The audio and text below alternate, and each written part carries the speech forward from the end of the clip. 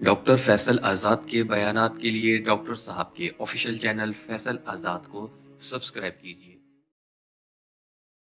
सही बुखारी की इस रिवायत से हर उस दिल में जिसमें जरा सा भी मैल है ना हजरत अबू बकर सिद्दीक के बारे में कि आपने हजरत फातिमा को हक अदा नहीं किया, इस एक रिवायत से वो मैल दूर हो सकता है।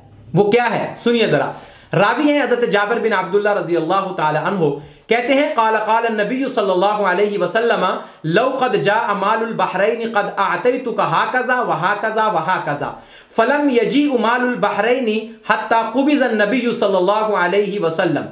हजरत जाबिर कहते हैं कि नबी करीम सल्लल्लाहु अलैहि वसल्लम ने मुझे फरमाया कि जब बहरैन से माल आएगा, ये माल जिज़िये की सूरत में बहरैन से आता था, तो फरमाया कि जब बहरैन से माल आएगा तो मैं आपको इतना इतना अता करूंगा।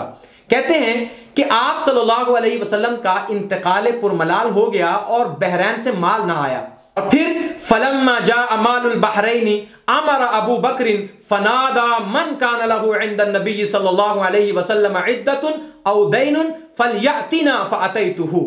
कहते हैं कि फिर हजरत अबू बकर सिद्दीक का जमाना शुरू हुआ और बहरैन से माल आ गया और जनाब अबू बकर सिद्दीक ने ऐलान फरमाया कि कोई शख्स कि जिसने नबी करीम सल्लल्लाहु अलैहि वसल्लम से कोई कर्जा लेना हो या नबी करीम सल्लल्लाहु अलैहि वसल्लम ने उसको कुछ देने का वादा किया हो, फरमाया फलयअतिना, हमारे पास आए, फअतैतुहु, हम उसे अदा करेंगे।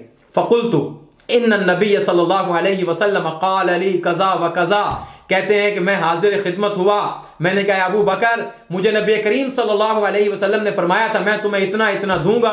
तो फहसाली हसीयतन, कहते हैं कि हजरत अबू बकर ने मुझे एक लप भर के दिया, यानी ऐसे करके एक लप भर के दिया।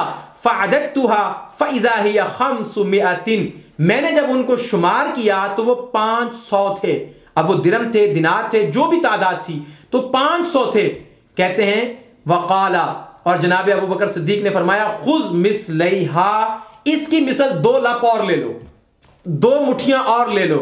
अब देखिए जरा यहां पर जनाब अबू बकर सिद्दीक रसूलुल्लाह के इंतकाल के बाद जैसे ही माल पहुंचता है पहला ऐलान क्या करते हैं, जिसने नबी सल्लल्लाहु अलैहि वसल्लम से कर्ज लेना है मेरे पास आए, मैं अदा करूंगा।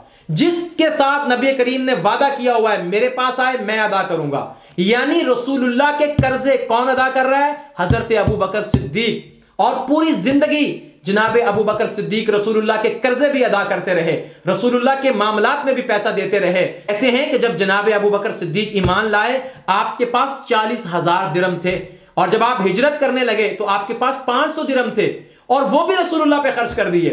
रसूल अक़दस सल्लल्लाहु अलैहि वसल्लम ने खुद फरमाया कि मुझे जितना फायदा अबू बकर के माल ने दिया है किसी के माल ने मुझे इतना फायदा नहीं दिया।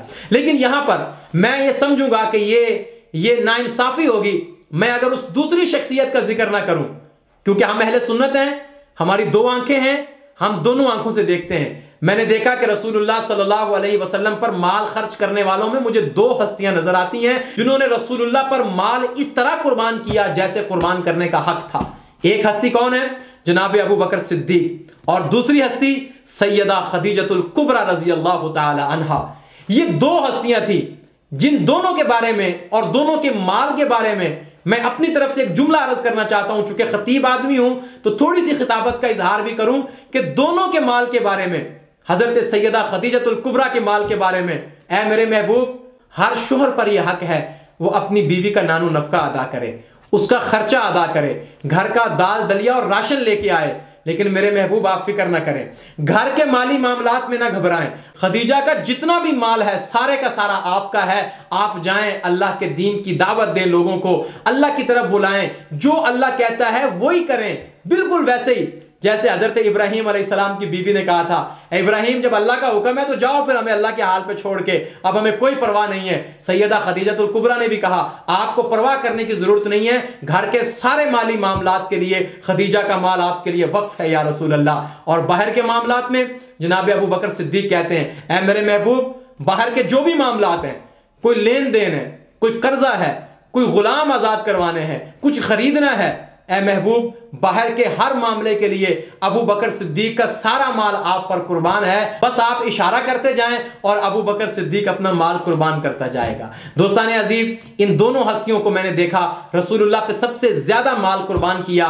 बहरहाल मैं अपने तमाम देखने वालों और सुनने वालों से यही कहता हूं कि खुदा के लिए सहाबा और अहले बैत की मोहब्बत को शक की निगाह से ना देखें। वो आपस में रुहमाओ बैनहुम है, एक दूसरे के हक अदा करने वाले थे। और जनाब अबू बकर सिद्दीक रसूलुल्लाह के बाद सबसे ज्यादा उम्मत का और पैगंबर के घर वालों का हक अदा करने वाले थे। अल्लाह ताला अपनी शयान शान बदला अता फरमाए हजरत अबू बकर सिद्दीक को, और अपनी शयान शान बदला अता फरमाए उन तमाम सहाबा इकराम को जिन्होंने अहले बैत की इज्जत की, अहले बैत का इकराम किया और अहले बैत को ढेरों ढेरों वजीफे अता किए।